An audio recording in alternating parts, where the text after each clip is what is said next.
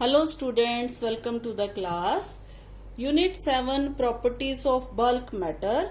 तो आइए आज हम करते हैं हुक्स लॉ, जो कि चैप्टर नंबर 1 सॉलिड्स में से है। इससे पहले हमने स्ट्रेस एंड स्ट्रेन के बारे में पढ़ा। तो हुक्स लॉ जो है उसी को कंटिन्यू करते हुए एक एक्सपेरिमेंटल स्टडी के बेस पे है, जो कि हुक नाम के साइंटिस्ट ने की थी। एक वायर के साथ लोड अप्लाई करके उसने एक्सटेंशन को स्टडी किया। तो उसी एक्सपेरिमेंट पे बेस्ड है ये हुक्स लॉ। तो देखते हैं what is Hooke's law.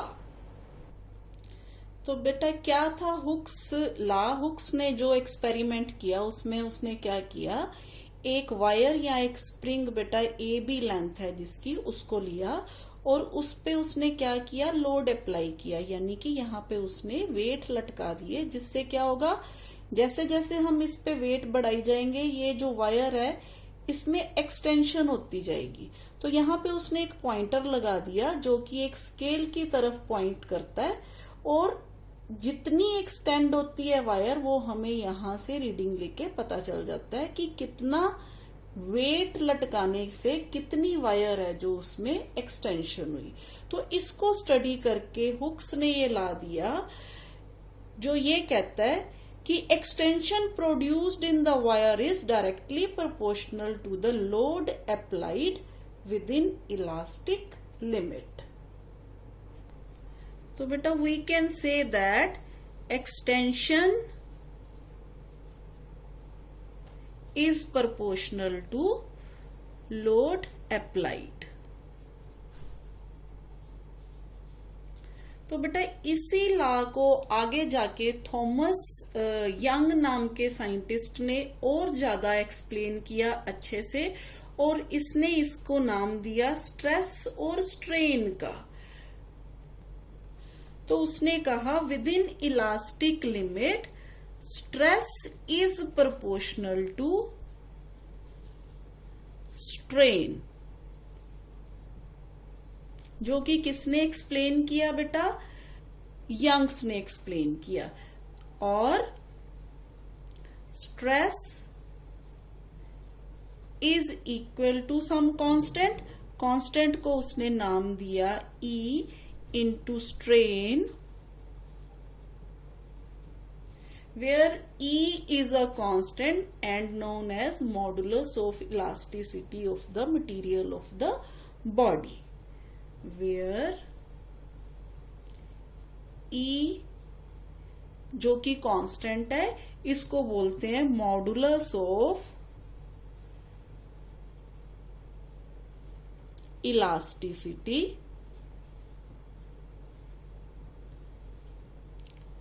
of the material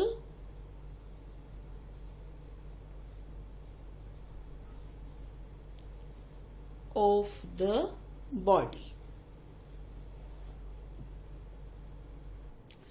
तो बेटा इस एक्सपेरिमेंट से जैसे जैसे इसका जो वेट है वो बढ़ाते गए वैसे वैसे एक्सटेंशन होती गई। तो लोड अप्लाइड और एक्सटेंशन में अगर हम ग्राफ प्लॉट करें, यहाँ पे इस तरफ मान लीजिए हमारे पास एक्सटेंशन है, इस तरफ मान लीजिए लोड है, लोड, और इस तरफ extension.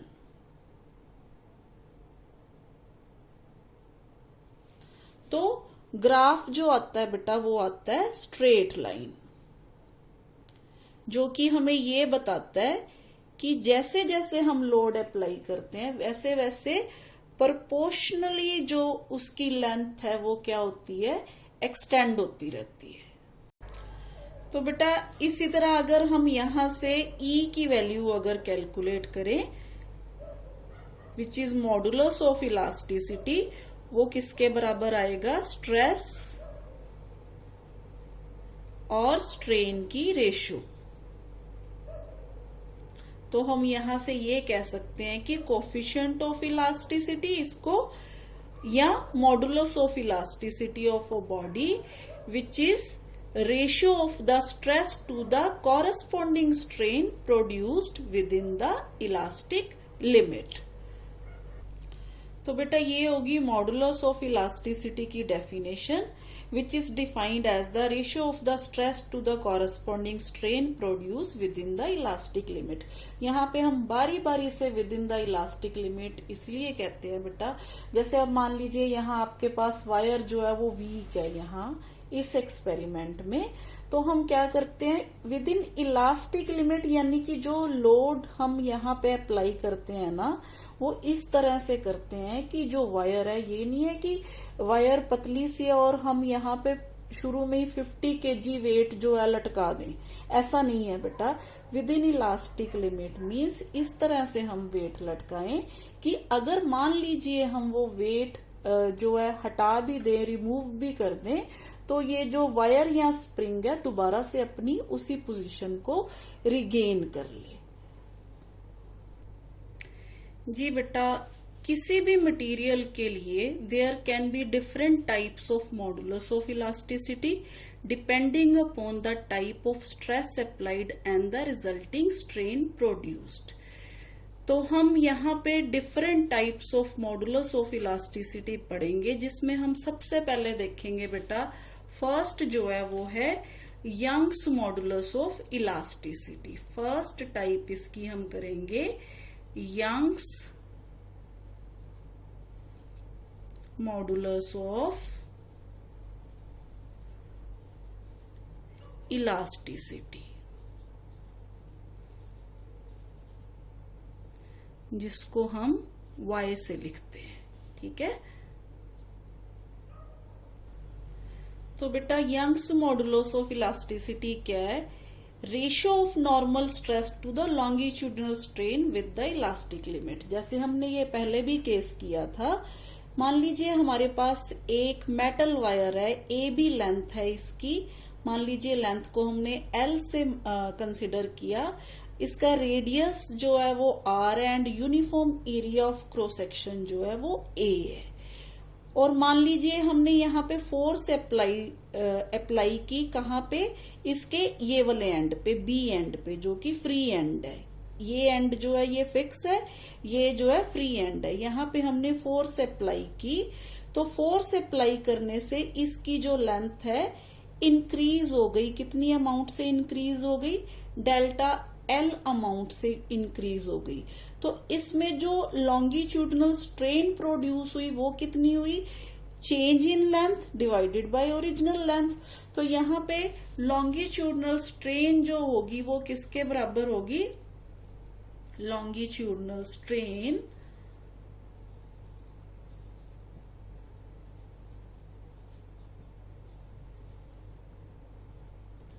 Is equal to delta L by L।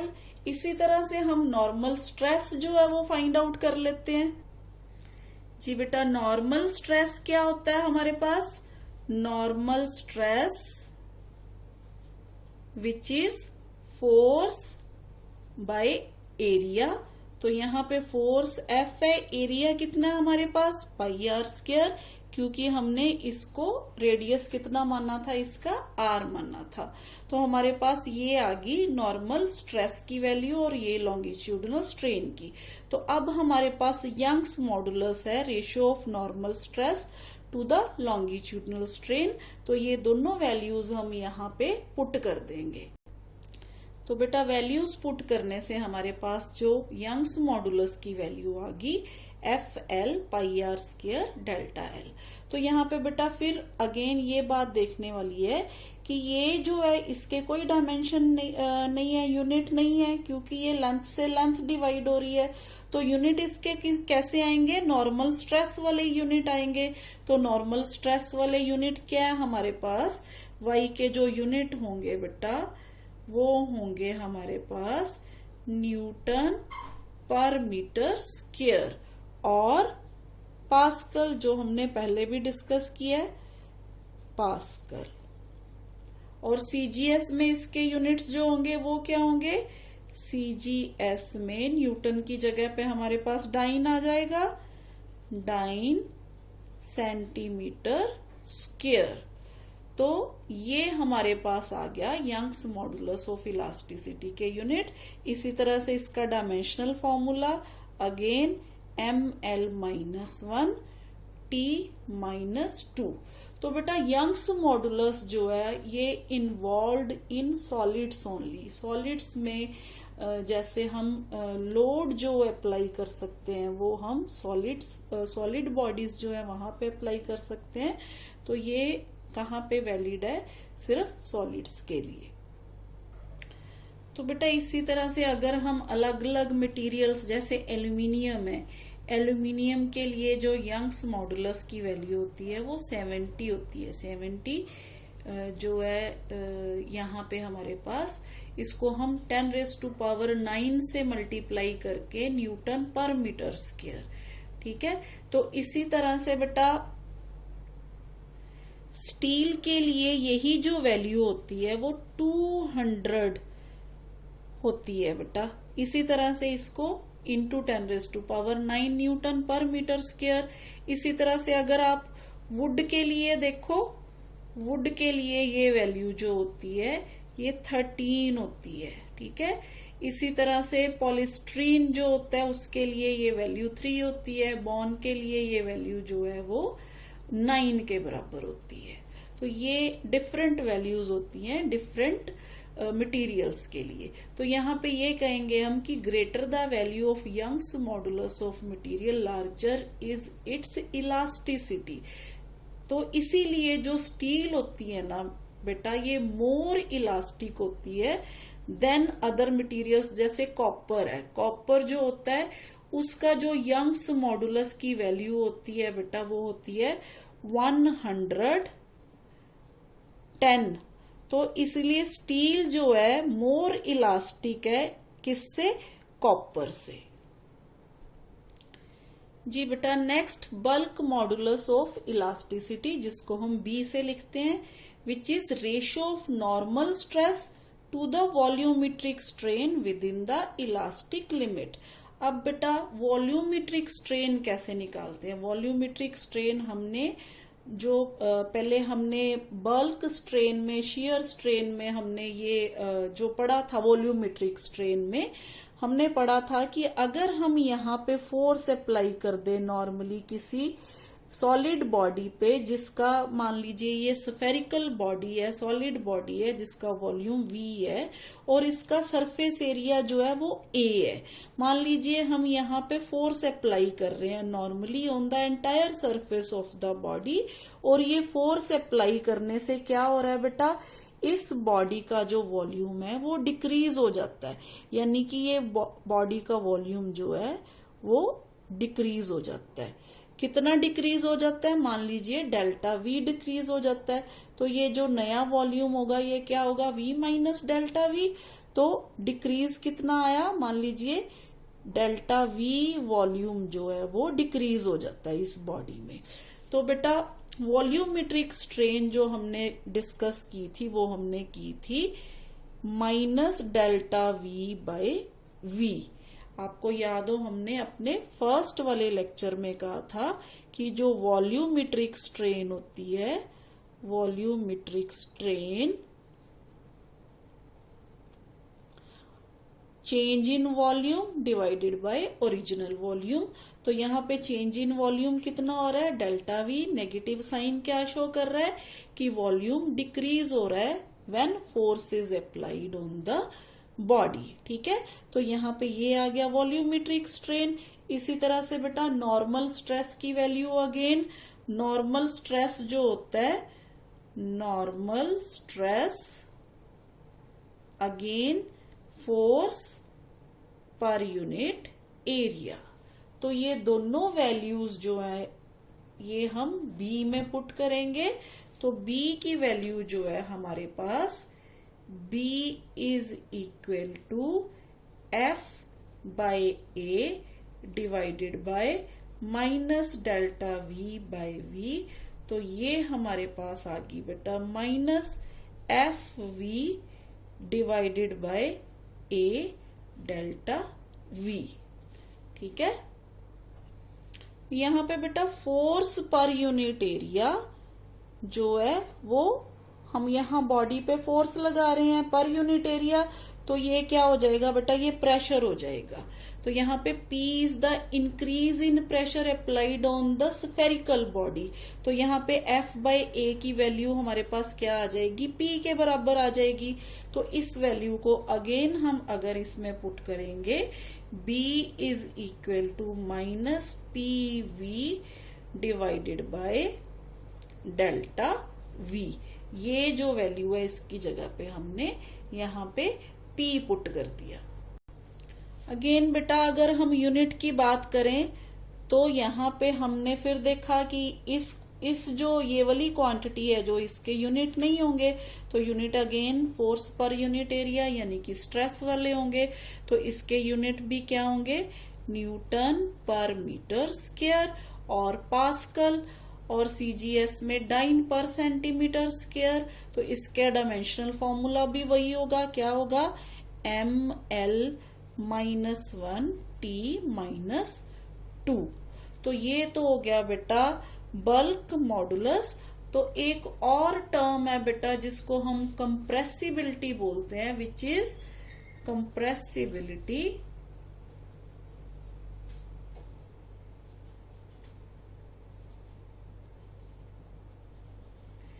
जिसको हम K से लिखते हैं, which is reciprocal of bulk modulus, यानी कि 1/B के बराबर होती है। तो बेटा SI यूनिट ऑफ कंप्रेसिबिलिटी क्या हो गए, फिर यूनिट इसके हो गए कंप्रेसिबिलिटी के न्यूटन -1 मीटर स्क्वायर।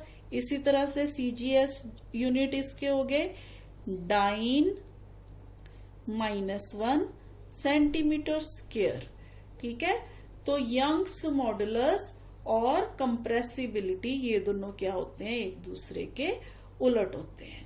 तो बेटा यहाँ पे हम ये देखते हैं कि जो बल्क मॉडुलस है ये किस किस के लिए होता है, सॉलिड्स के लिए, लिक्विड्स के लिए और गैसेस के लिए।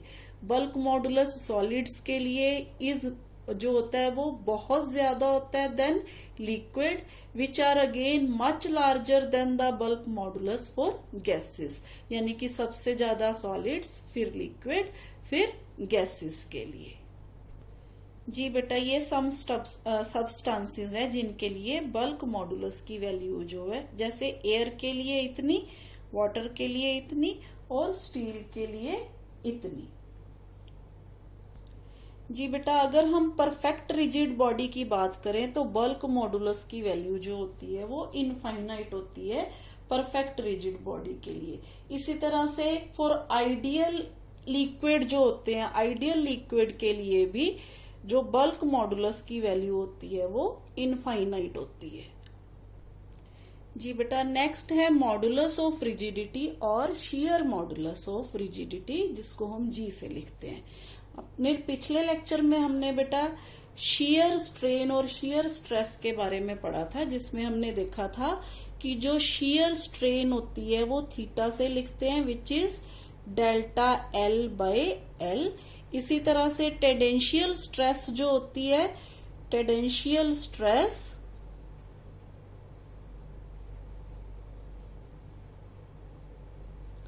Again force per unit area. तो ये दोनों वैल्यूज जब हम यहां पुट करेंगे G में, तो हमारे पास G की वैल्यू है जो वो आ जाएगी F/A/थीटा, या इसको हम F/A थीटा लिख देंगे। अगर हम थीटा की वैल्यू पुट कर देते हैं तो FL/A इंटू डेल्टा L। तो ये वैल्यू आ गई बेटा हमारे पास मॉडुलस ऑफ रिजिडिटी और shear modulus of rigidity G की। अगेन बेटा यहाँ पे फिर अगर हम यूनिट्स की बात करें तो जो G के यूनिट होंगे बेटा वो न्यूटन पर मीटर स्क्वायर और पास्कल,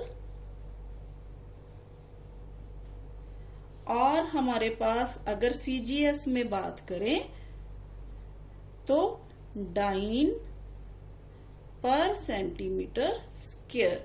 इसी तरह से इसका डायमेंशनल फॉर्मूला भी सेम होगा, ML -1 T -2। तो बेटा यहाँ पे हम जो G की वैल्यू है ना, हम यहाँ पे shear मॉडुलस की अगर बात करें तो हम यहाँ ये कह सकते हैं कि it is involve with solids only, with solids only. ठीक है। अगर shear मॉडुलस ऑफ इलास्टिसिटी की बात करें हम आइडियल लिक्विड के लिए, तो वो क्या होता है, 0 होता है for ideal liquid. Ideal liquid. ठीक है। एट रेस्ट हम कह सकते हैं can not sustain a tangential force, जो लिक्विड होते हैं। तो यहाँ पे अगर हम बात करें बेटा कॉपर की, तो इसका जो मॉडुलस ऑफ रिजिडिटी है 4.2 इंटू 10⁻10, डायमंड के लिए 34 इंटू 10⁻10। इसी तरह से अगर और मटेरियल्स की बात करें, एल्यूमिनियम के लिए 2.5 है, स्टील के लिए ये 8.4 है। ठीक है। तो ये वैल्यूज हैं जी की सब मटेरियल्स के लिए। तो इसी तरह से बेटा हमने देखा जो सॉलिड्स होते हैं ना, सॉलिड्स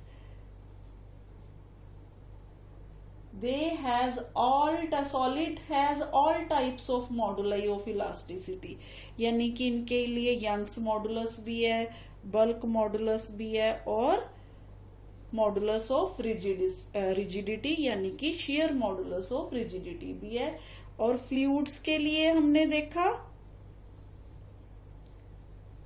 लिक्विड एंड गैसेस यानी कि, तो सिर्फ bulk modulus, only bulk modulus यानी कि, ठीक है, फ्लूइड्स के लिए यानी कि लिक्विड एंड गैसेस के लिए ओनली बल्क मॉडुलस बी। तो ये तो थे बेटा modulus of elasticity, modulus of rigidity and bulk modulus. आज के लिए इतना बेटा, थैंक यू।